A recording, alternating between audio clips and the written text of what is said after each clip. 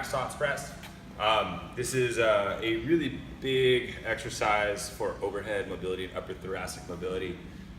If we have a hard time pressing out overhead, I want to cover a few options on how we're going to modify this and progress to where we can actually do a full Sotts press. So, for example, a front rack Sotts press, we're going to set up in a front squat setup, dropping down to the bottom of the squat, keeping the knees forward, chest tall, and pressing overhead. Back down to the shoulders. Press, back down. Now, if we don't have the mobility or the range of motion for that, what we're going to do is play around with a couple options. A narrow grip overhead squat. If this is something that you don't train or haven't played with before, play around with it, okay? So if you typically squat out here, we're going to try coming in a little bit at a time. So starting off, I'm out here, squat, squat, squat, squat, squat. Okay, cool. Let's bring the hands in.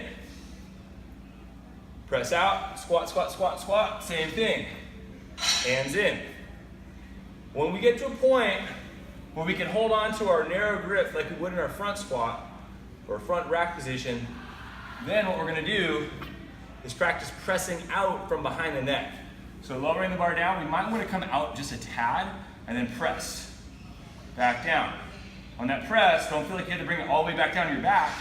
We can press and then recover until we feel a little more comfortable, close, driving out, which then eventually we should be able to press only if you're working on your mobility outside of the class.